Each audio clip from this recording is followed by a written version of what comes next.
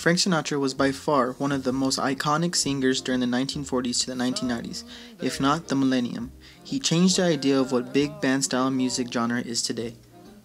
When the world is cold. Francis Albert Sinatra entered the world fighting for his life. The doctor had trouble getting the huge 13.5-pound baby out of his mother. While the doctor was trying to pull Frank out, he ripped and scarred his ear, which then stopped his breathing, but his grandmother put him under cold water until he gasped his first breath and cried out. That was when then Frank Sinatra was born on December 12, 1915 in Hoboken, New Jersey. At a young age, Frank had to live mainly on his own with his mother and father constantly working. While living in Hoboken, Frank had to learn on his own from the streets. He also got into a couple of fights because of being ethnically different. Even though he was in fights all the time, his mom always wanted him to be a gentleman and respectful. With each word, your tenderness grows, tearing my fear. When Frank was 15 at AJ High School, he tried his voice and people responded. He liked the feeling and applause, but Frank was not really the school type. He got expelled from high school his senior year due to too many absences. Frank had to be an adult and tried to make a living doing manual labor. While trying to make a living, Frank will try to sing at little venues for cigarettes or free meals. Keep that breathless charm. It wasn't until September 8, 1935 where his first break came, when he joined a local trio who called themselves the Three Flashes, where the trio appeared on the Major Bowes and the Original Amateur Hour show, which was a popular radio show broadcast nationwide on NBC. The trio and Frank won over and over again, and Bowe was so impressed that they brought them back several weeks in a row. Once the band got popular, they toured the country with Major Bowes' company performing in front of a full band at a local theater's radio audiences out of town, at a salary of $50 a piece a week.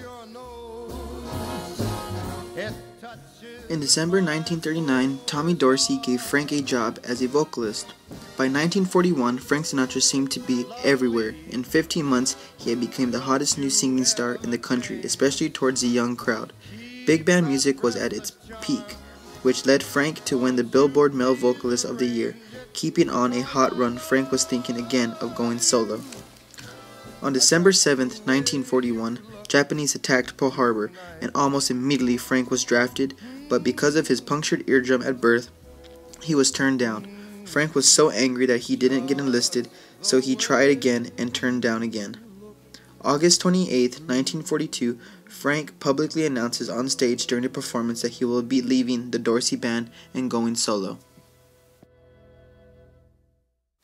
Frank Sinatra was off to the races, where fans were growing and growing. Fans started calling him Frankie Boy, Sultan of Swoon, and the most popular, The Voice. Sinatra signed with Columbia Records in 1944, which then compensated for lost time by recording dozens of sides with a 3-month period, which started the Columbian era. Sinatra's popularity was going down in 1948. He also gathered bad press in 1947 through 1948 because of reports of being associated with Lucky Luciano and Joy Fisher-City.